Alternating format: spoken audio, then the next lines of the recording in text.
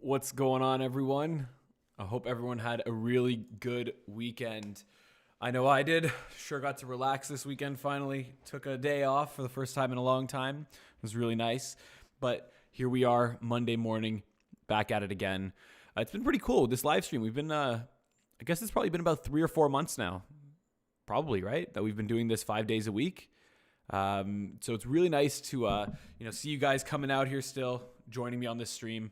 And for those of you who might be new to the stream this morning, my name is Sean Ryan. I'm one of the co-founders here at Predicting Alpha, and we run this morning stream to help you guys find some alpha in the market. It's that simple. We want to find an edge. We want to find a way to make money above market returns. And what we've learned after all of our years of trading is that you need to have some sort of statistical edge. Trading becomes a lot easier when you have the data on your side, and that's what we hope to show you guys through this morning stream. So what we're going to be doing today is taking a look at something that I've been noticing. I think, Eric, good to see you, man. I think you and I have even talked about this. Looking like there's some pretty cheap vol out there right now. Options aren't looking too expensive. And maybe there's an opportunity there for us where we can come in, pick up some options, and if we don't have a directional edge or a directional bias, we can gamma scalp them. And if the stock realizes more volatility than what the market's implying, we should be able to make some pretty good money. So stocks that I was actually seeing this on, it was a lot of the tech names, which is very interesting, seeing as we just had this huge period of realized volatility in the space. So this could be some sort of mean reversion gone too far. There's a lot of things it could be. And I'm going to show you a couple of different trades we can structure out for a couple of different stocks where we are buying options. Now, I know a lot of people, when we can find opportunities to buy options for a discounted price, we should be looking to take advantage of it. Especially if you don't have the permissions to, sell naked options, let's say. This might be something that you'll find pretty interesting. So let's take a look at a few of these names. I'm going to go over 4 names today, and then I have one earnings event that we're going to take a look at as well for today. So the first thing we're actually going to look at is S&P. So believe it or not, volatility on the S&P 500 is looking a little bit cheap right now. We can see the market's implying 15.87%, and our forecast is 16.35%. Now, as we can see, that's not necessarily a huge difference, right? It's not like the biggest difference in the world, but it is enough for me to consider taking a trade in this space, right? If we take a look at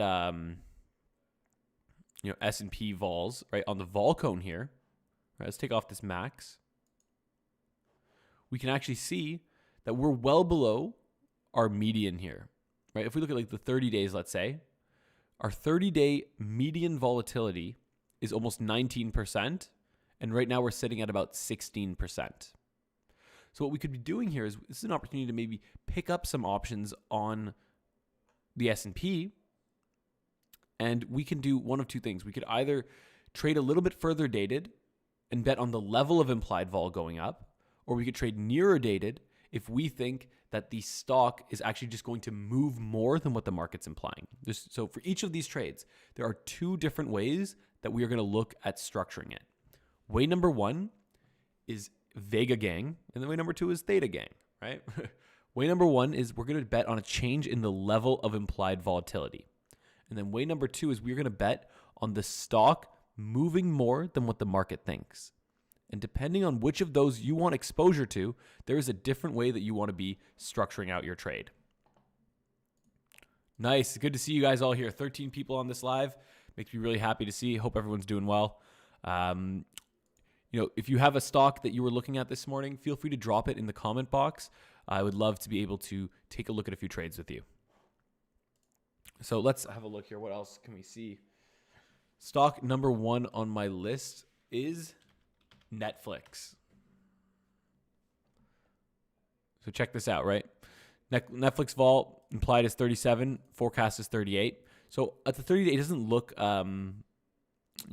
super expensive or cheap. It looks almost fair value. But when we get an idea of where we are relative to where we usually are, we can actually see that in the last little bit, it's actually changed. It was a little bit lower before. But we can still see that around this 30-day mark, we are seeing some pretty cheap vol, right? And even here, right? We have to remember this purple line is the average, and volatility has a mean reverting factor, right? If we look at the implied vol here, you can see it literally goes up, comes down, goes up, comes down, goes up, comes down, right? And right now we're down, so we can bet on this coming back up.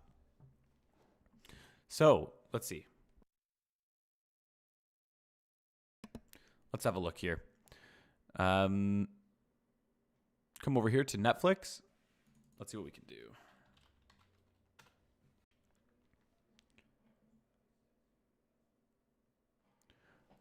Oh, really, Tim? Good morning, Tim. That's so weird. I hope you guys have been able to hear me.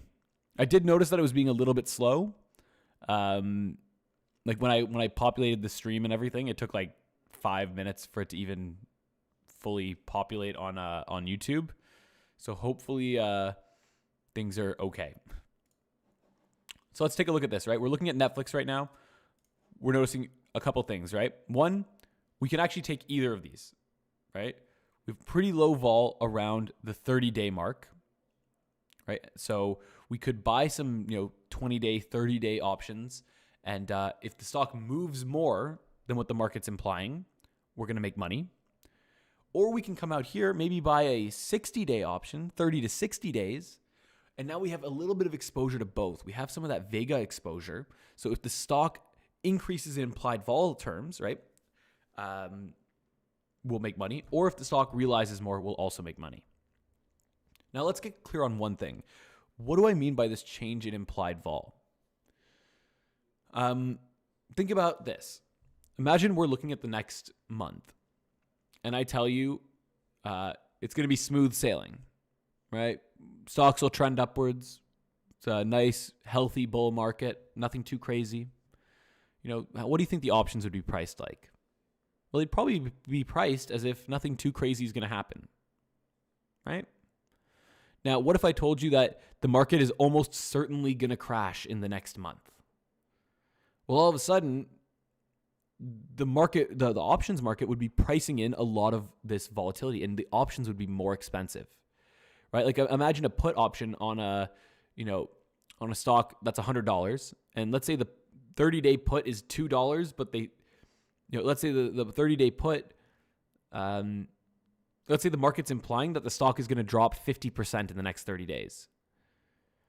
Well, you would expect the put option to be priced at probably $50. Not $2.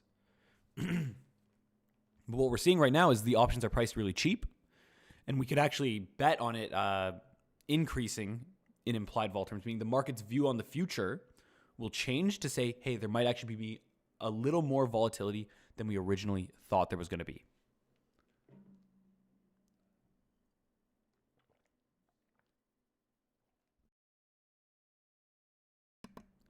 So let's go and look at what it would be like if we structured out both of those trades and how we would make money on each of these positions.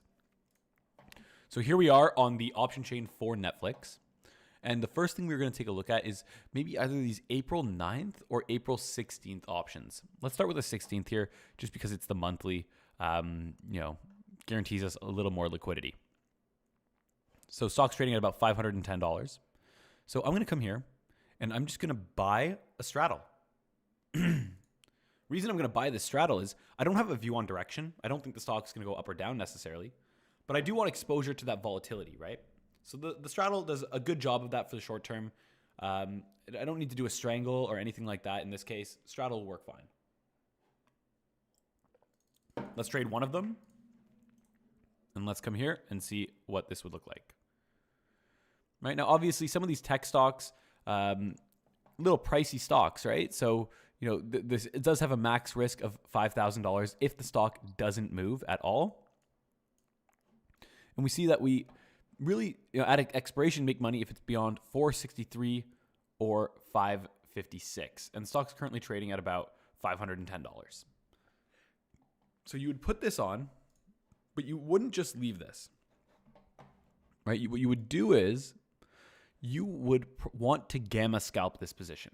Remember, we don't, at least with what I'm showing you here, and obviously if you have a different view, you want to structure your trade accordingly. If we don't have a view on direction, then we can do something called gamma scalping, right? Imagine this. Imagine the stock was here, right? We think the stock's going to realize more volatility. And imagine it does. And the stock, goes all the way down 20%, right? So let's change this. Here, I'll drag it, right? The stock goes from here and it shoots down all the way over to here, right? Or shoots down all the way over to here. Well, we would be really happy. Look how much money we'd be making. But then imagine in the next day, it shoots all the way back up into the body. Well, we'd be pretty pissed off, right? Like the stock's moving like crazy, but just because of the dollar price it ended up at, we're not going to make any money. But what we could do is when, let's say the stock shoots all the way down here, right? We can see that we have negative 76 delta. Well, we can hedge that delta, right? We could pick up some shares to hedge that delta. And then if it comes back up, we're going to be making money on both sides, right? And I've actually done a video on gamma scalping with Jordan, in depth how to do it. And you know what? Even for those of you that maybe aren't in predicting alpha on this stream, if you send me an email, I'll be happy to share that video with you. It's a private workshop, but I feel like we're all buddies on this stream now. I don't think the PA guys will. I probably have their consent to share it with you. So just shoot me an email there, and I'll send you over the video. So this would be position number one, right? We're gonna throw on this straddle. We're gonna gamma scalp it. And as for the rules of gamma scalping, what we tend to follow, I'll send you over that video. Now, what if you think, if we look at this position though, right? We have some Vega, right? We have 125 Vega there, but maybe we could increase that Vega exposure. Exactly, Eric.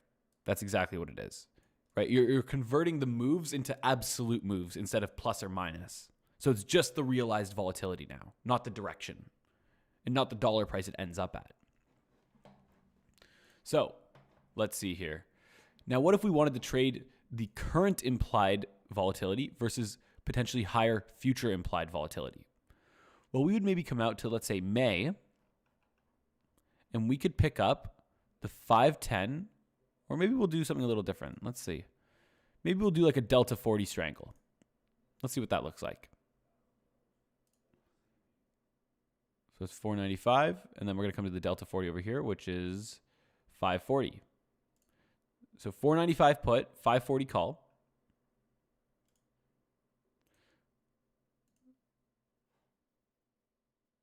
Oh, I have the sell on. Oops, buy. Right?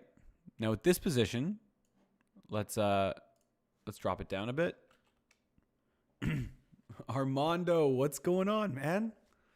I feel like it's been years. I hope you're doing well, man. I can't. So I don't know if you guys have met Armando before. Armando's a member of PA.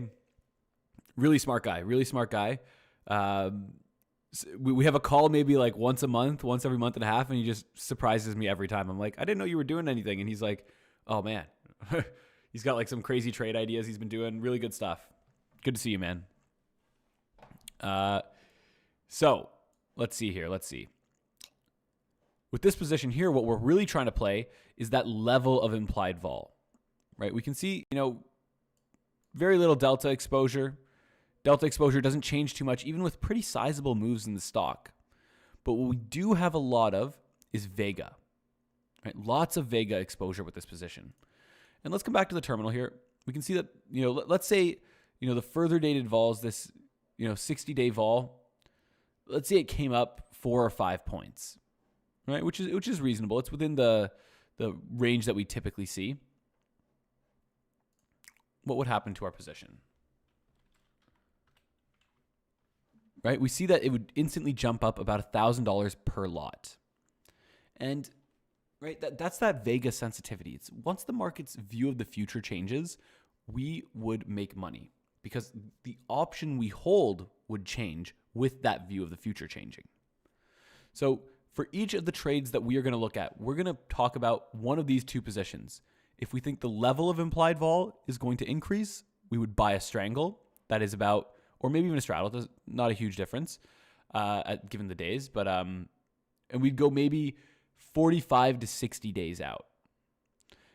But if you think that the stock's volatility is just cheap because the stock's going to move more, what we want to be doing is going maybe 20 to 30 days out and buying an at-the-money straddle.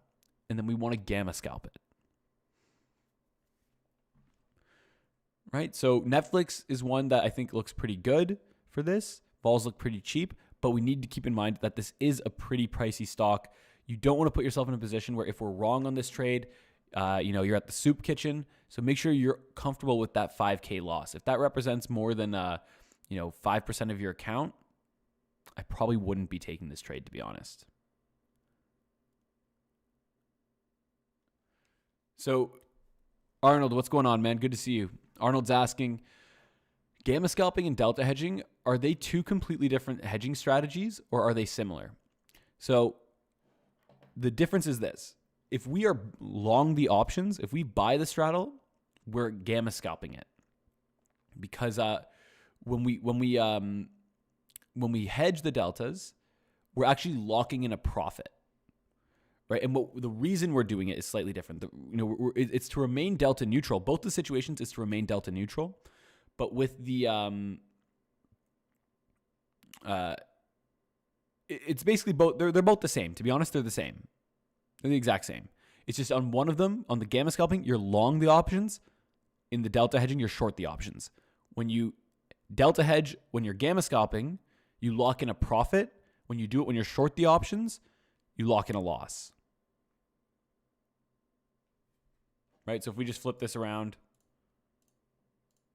and we were to hedge it like this, it would be called the delta hedging. And if we do it on the buy side, it'd be called gamma scalping. But really, it's the same methodology. It's the same reasoning. It's just a slightly different outcome. Cool. Arnold, if you need any more clarity on that, just drop your questions there. I'll be happy to help. Let's take a look at a couple of the others. There's one that a few of the guys, that's true as well, Eric, both reduce your variance. Exactly. So there's one that some of the guys in the group have been looking at. So shout out to them for the idea for this. The stock we're going to take a look at here is NEO. So NEO has an implied volatility 30-day of 84%. And we're forecasting 102%. And the reason that our forecast is so much higher than the implied vol level is it's actually realized a lot of vol in the last little bit. Right? 1 month ago, it was at 60. Now it's at 45. It was down at 35 at one point. Right? In the last week, it's gone up a ton. And, what we can do here is probably look to just buy some of that 30-day options, right? Buy some of these 30-day options. If the stock continues to realize volatility, we'll make a lot of money, right? There's a lot of money to be made if that does happen. Now, there is one thing with NEO, though, that does have me a little bit concerned, which is that across the board here, the entire level has just dropped completely, right? We're sitting almost at the minimum we ever see here, right? Almost at the minimum here. So the thing is, let me think. What if this is a change in average volatility, right? Like what if we're used to seeing volatility up here and this was the old average, but now something's fundamentally changed, or, because if we look here, right, it had this huge spike in volatility over the last 2 years. Maybe the market's thinking things are calming down now. And this lower volatility, this average of 84% instead of an average of 116 is the new average. Meaning we likely won't see that increase. And that's one thing that's got me a little worried about this position. I would definitely do some research into what's changed with this company recently. I don't really follow NEO. I don't know what's going on with it. Maybe we can see if there's any news on NEO or anything.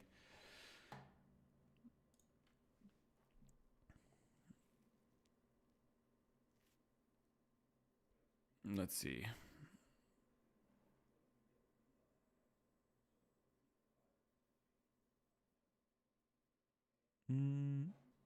No, I'm not seeing what's really changed here, right? I think even maybe volatility would come up as the stock gets cheaper and cheaper. More retail traders can pop in, try and trade it. So I don't know. Maybe it's just cheap. Maybe it's a good opportunity, right? So we can definitely look at picking up some of that options there. Jekka, what's up, dude? You didn't even say your line, man. You popped in, you didn't even do the roll call. That's crazy, man. I hope you're good, dude. Hope you had a good weekend. So let's have a look here. We'll go to the 30-day options.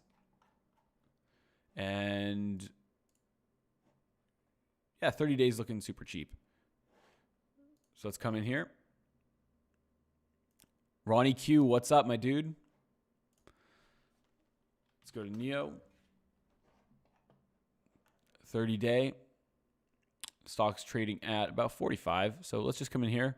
Let's buy a straddle. Yeah, just to add on to what Jekka was saying to you there, Arnold. When we're delta hedging and your delta is 200, what you want to do is you're going to use the underlying to reduce that delta to 0. So think about it like this. A share is plus 1 delta. Every share you buy is plus 1 delta. Every share you short is minus 1 delta. Okay? If you have, let's say, look at this position here, right? Let's look at this line. So right at here, at the current stock price, we have 111 delta. So what we would do is we would short 111 shares, and then that would bring it to 0. So let's go do that quick. All right, we'll come here. We'll sell.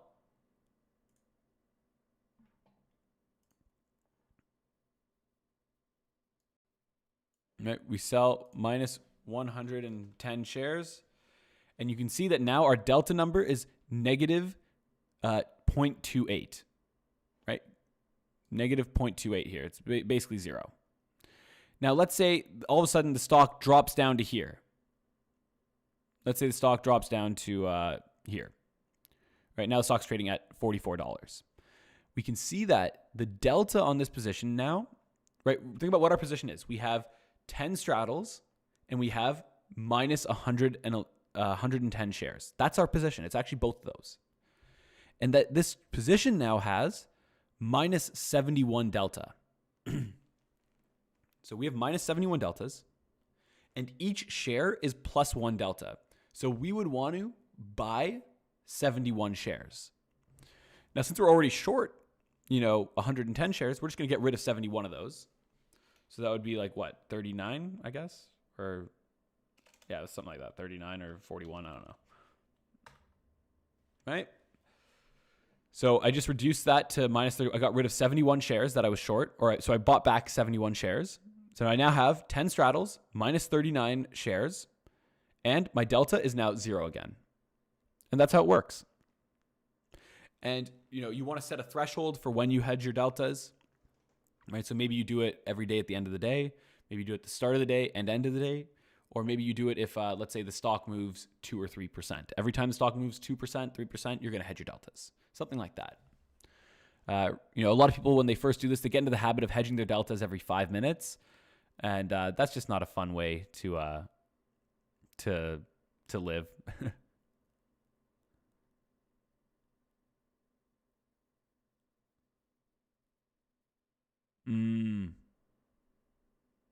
Yeah, fair enough, Eric. Do you have any ideas for that? What have you been doing about that?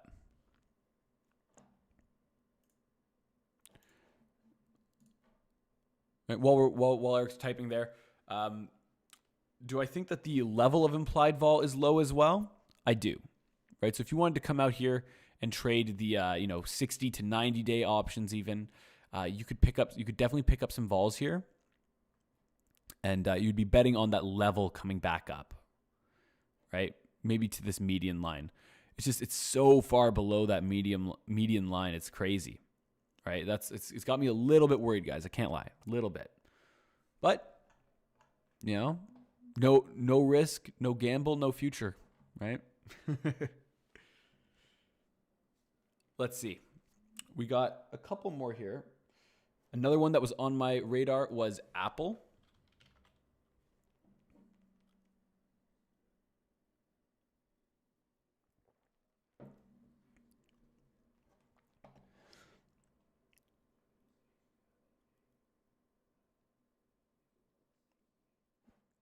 Yeah, okay, I get what you're saying, Eric. I'm trying to think how it would be on Thinkorswim. Yeah, I guess like for my demonstration, it's a little different, but I think real time, it's not a huge problem, right? I can see what you're saying though, for sure. So for Apple here, this is interesting. Vols were a little below this median line not that long ago, and it looks like they've actually come up. So I definitely wouldn't be trading the level of implied vol here, but it might still be an opportunity to buy some volatility, right? So you can come here, right? We won't go trade the longer dated ones on this, but maybe we just come here, we pick up, it's liquid enough. I'd go 25 days out, pick up the 123 straddle. So we'll buy this. Yeah. Okay. Yeah. Fair enough, Eric. Thank you. Yeah. And that's what I mean by like you're like locking in a profit as you change it. So here is the position. What do you guys think? Right. And right, something to note as well. We can do one lot on this, right? And at one lot, it's a little more reasonable than the Netflix one. This is only $1,000 risk, right? So if you had like a 25K account, something like that, you could definitely, put on a position like this. And remember, there's a good chance you're not going to get pinned to your max loss on this. It'd be very unfortunate if that happened. It does happen, but which is why you need to be priced accordingly. Think of your risk in terms of that. But it's usually not going to happen that way. You'll probably end up somewhere close to a break-even strike. Remember, the market always tries to give a fair bet. The market's not out here trying to get people to lose money, or biasing one way or the other too much. There's the variance risk premium baked in, right? So on average, you should have a small loser buying vol like this. But that's where we come in. We try to price it better, and then that hopefully can tilt the odds in our favor.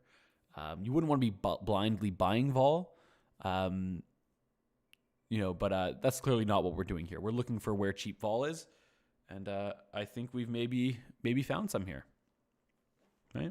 We'll keep an eye on it over the next week or two as well. See how it goes.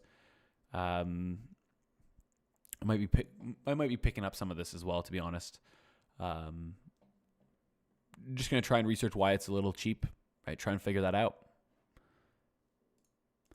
So we got Apple, and then there's one last stock that we're going to take a look at today. That's our long vol plays for the day, guys. So what we're going to look at now is actually an earnings event, right? So we have one earnings event today that I thought was worth our time to look at.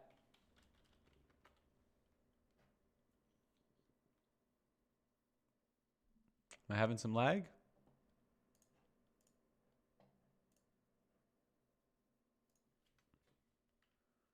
Here, maybe the terminal's just lagging. Give me a sec.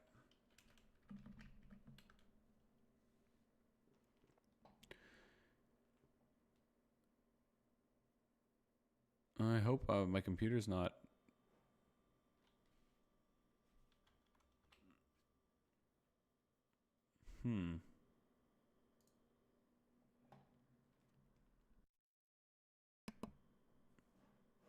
Seems to be lagging right now. Jordan might be running that update.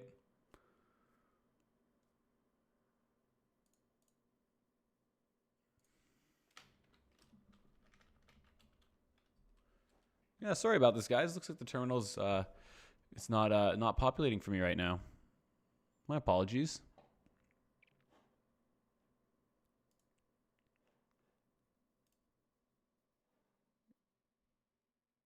Here, just give me 1 second.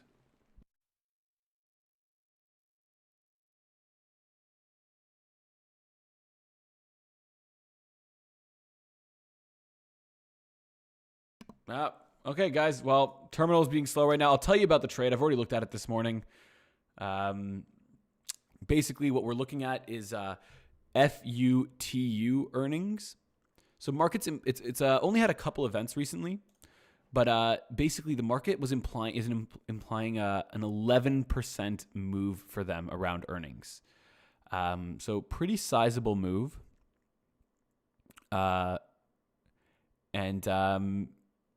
Even though there's only a couple events that have come out, I still think it's an opportunity to be selling some vol. The reason being is that level of implied vol is still really, really high, right? Thank God the terminal's back up. We can quickly hop over here and take a look. Right, so we can see implied move, it's actually 13% now. It's increased today, right?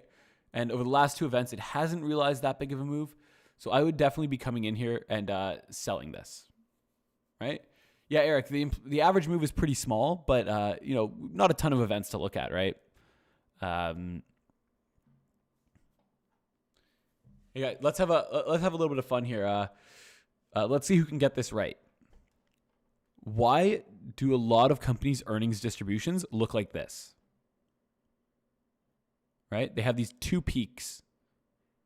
Right? So the way this graph works here is on this on the y-axis we have the frequency of moves. Right? So what's the most frequent move? And then on the bottom here we have the move, right? So we can see the most frequent moves are about a 5% down move or up move, in the stock, right? Or 6.7%. Right? Why do they look like this? All right, let's take a look, right? So if we go to like Apple, for example, it probably looks something like that. Right? You can see the two bumps. Right? Let's see, Tesla. Right? Two bumps again. Right? They always have these two bumps.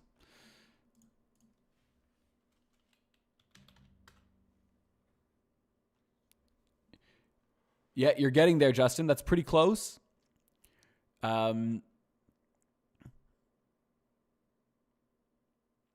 Yeah, so it's actually not just earnings either blowout or flat. It's actually because it's usually actually not flat. It's usually an up move or a down move, right? So the frequency of moves, you see this cluster of up moves and this cluster of down moves, right? It's usually not on the zero line, right? Let's say come to like Netflix. Some of these aren't populating. I was talking to you guys about that this morning.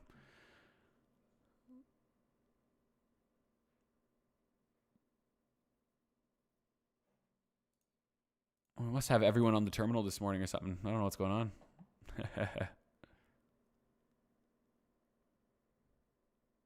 Ha, exactly, Eric. Right, we used to have a little feature here as well where we'd have the realized distribution on top of it.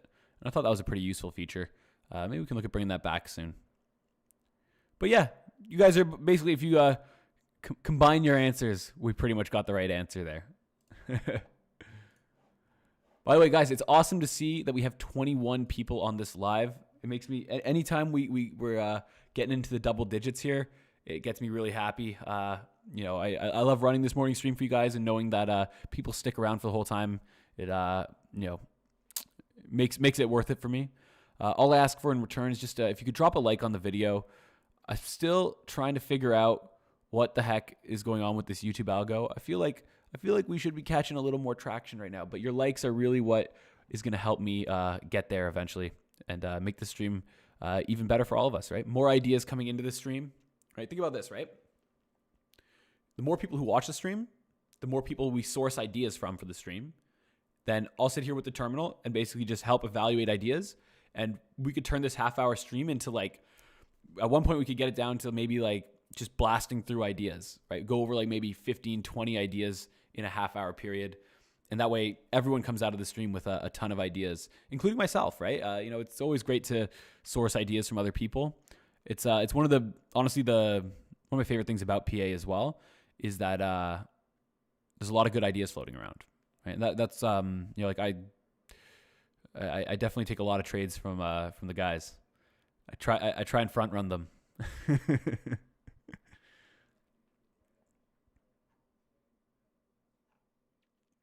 So that is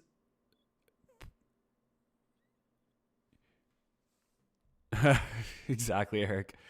Yeah, if you have a friend that loves trading as much as you do, and you think that they would get a lot of value out of this as well, yeah, please share it with them.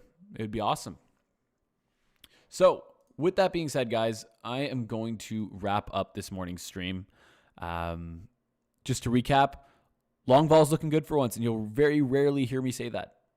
Right? I don't really go long. I'm usually short biased. A little bit of long vol in my book, but usually short biased. And tech sector's looking pretty good right now. Futu earnings not bad either. So I would definitely be taking a short vol trade there. Make sure you don't overpay for your wings.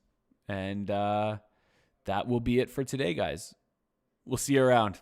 Well, tomorrow, actually. We'll see you tomorrow on the stream.